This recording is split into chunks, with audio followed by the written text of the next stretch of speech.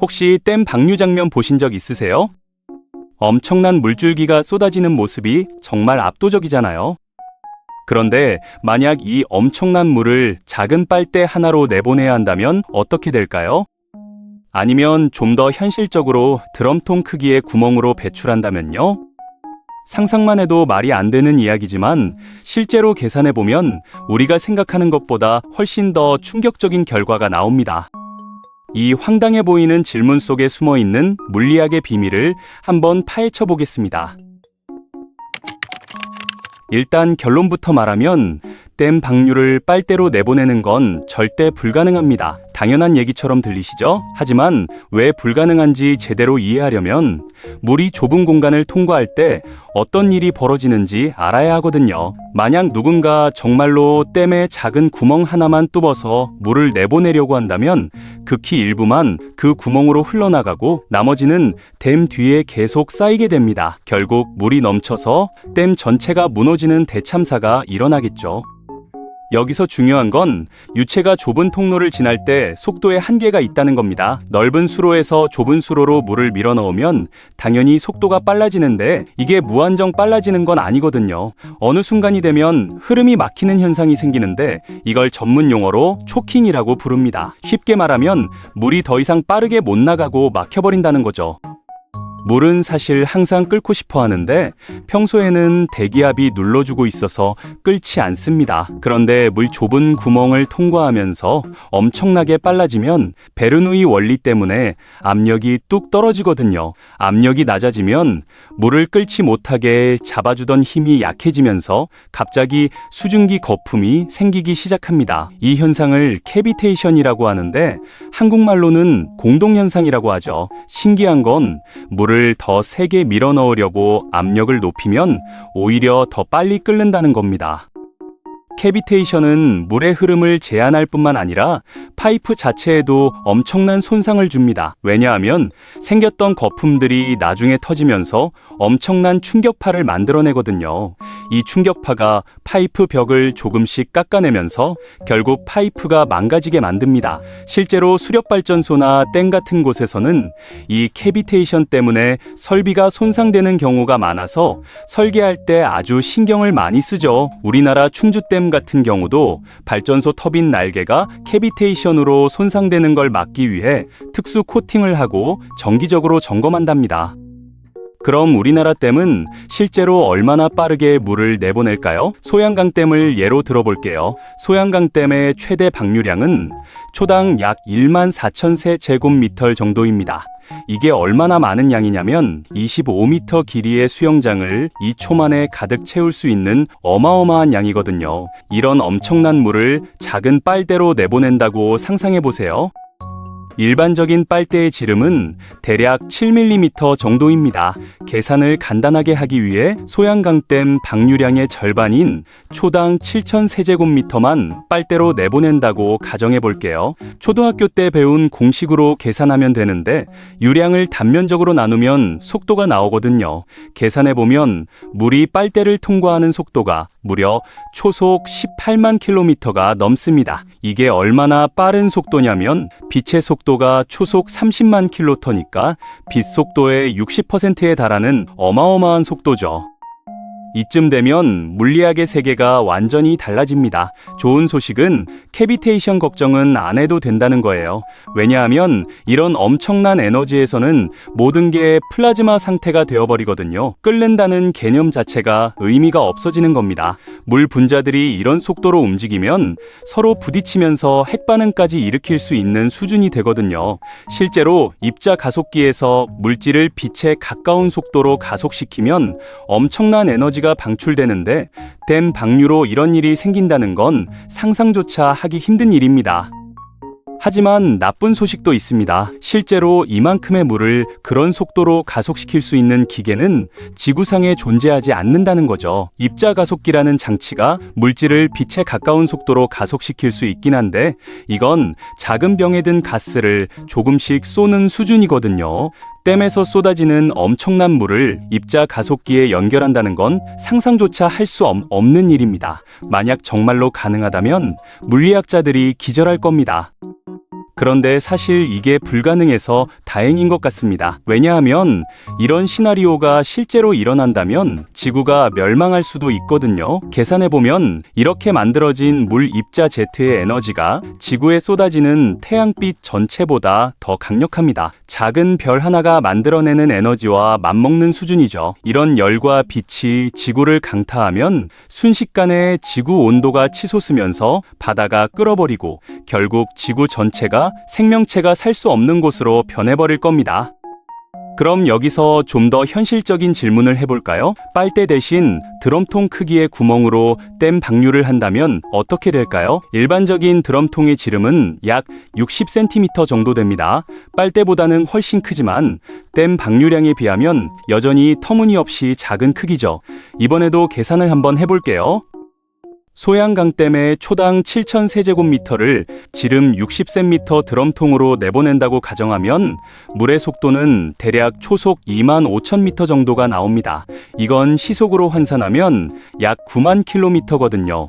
마하 70에 해당하는 속도입니다. 제트 전투기가 보통 마하 2에서 마하 3 정도로 날아간다는 걸 생각하면 드럼통을 통과하는 물의 속도가 얼마나 말도 안 되는지 감이 오시죠?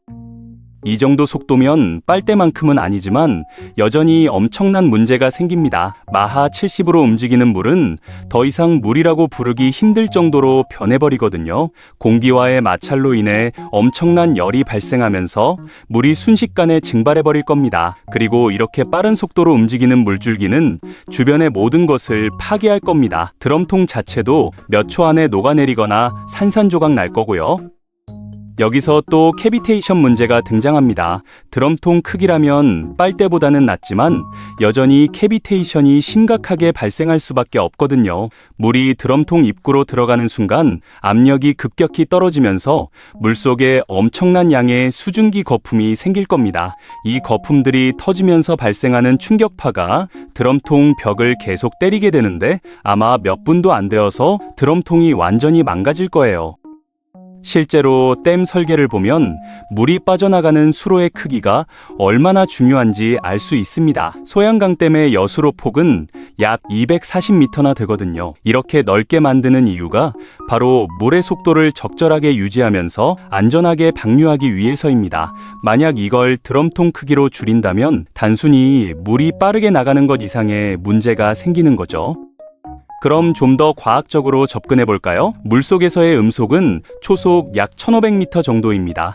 드럼통을 통과하는 물의 속도가 초속 25,000m라면 음속의 거의 17배에 달하는 속도거든요. 이렇게 되면 초음속 유체 역학의 영역으로 들어가게 됩니다. 초음속으로 움직이는 물은 일반적인 물과는 완전히 다른 성질을 보이게 되는데 충격파가 발생하고 온도가 급격히 올라가면서 물의 상태 자체가 변하게 됩니다. 재미있는 건 이런 극단적인 상황이 자연에서도 일어난다는 겁니다. 바로 권총새라는 새우의 집게발이 그런데요. 이 새우는 집게발을 빠르게 닫으면서 물속에서 캐비테이션을 일으켜서 먹이를 기절시키거든요. 거품이 터질 때 나오는 충격파와 빛 그리고 5,000도가 넘는 고온이 순간적으로 발생합니다. 드럼통으로 댐 방류를 하면 이런 현상이 엄청난 규모로 일어나는 거죠. 물론 현실적으로 이런 일이 일어날 수는 없습니다. 왜냐하면 댐 뒤에 쌓인 물의 압력만으로는 물을 그렇게 빠르게 만들 수 없거든요. 소양강댐의 높이가 약 123m인데 이 높이에서 생기는 수압으로 물을 가속시키면 최대 초속 약 50m 정도까지만 나올 수 있습니다. 물론 이것도 굉장히 빠른 속도지만 드럼통으로 모든 물을 내보내기에는 턱없이 부족한 속도죠. 그러면 실제로 드럼통으로 댐을 비우려면 얼마나 걸릴까요? 소양강댐의 저수량이 약 29톤인데 드럼통을 통과하는 실제 가능한 유량을 계산해보면 초당 약 14톤 정도 됩니다. 이 속도로 댐을 비우려면 무려 6년 반이 넘게 걸립니다. 그동안 댐으로 흘러들어오는 물은 계산도 안 한 거거든요. 실제로는 영원히 비울 수 없다는 얘기죠.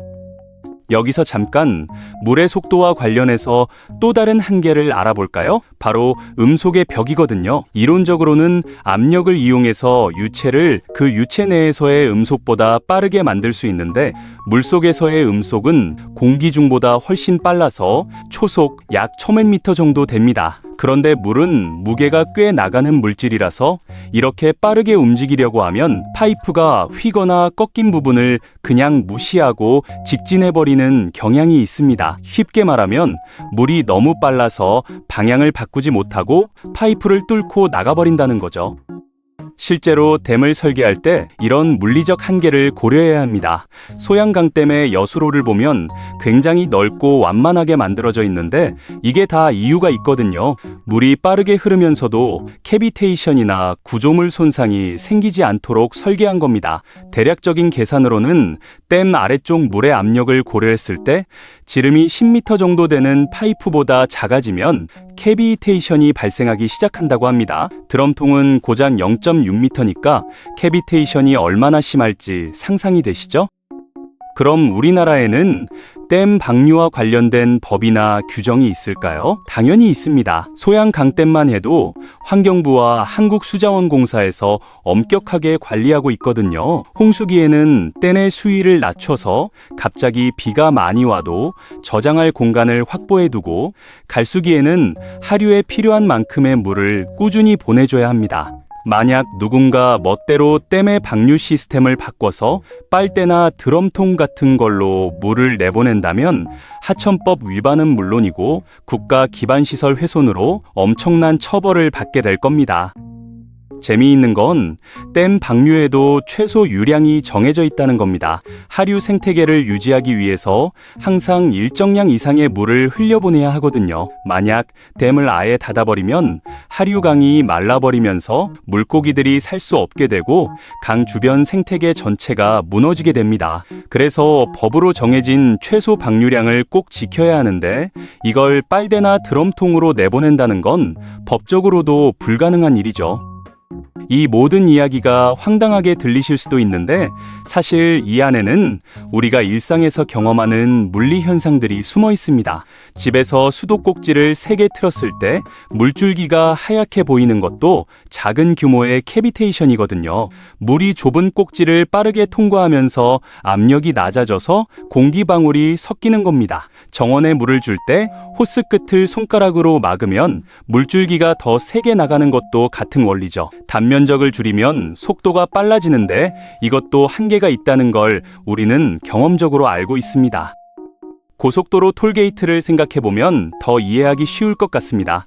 넓은 고속도로가 톨게이트에서 좁아지면 차들이 느려지면서 정체가 생기잖아요. 물도 마찬가지거든요. 넓은 댐에서 좁은 통로로 나가려고 하면 당연히 병목 현상이 생기는데 물은 차와 달리 압력으로 밀어붙일 수 있지만 그것도 한계가 있다는 겁니다. 일정 속도 이상으로는 아무리 압력을 높여도 더 이상 빠르게 못 나간다는 게 물리학의 법칙이거든요.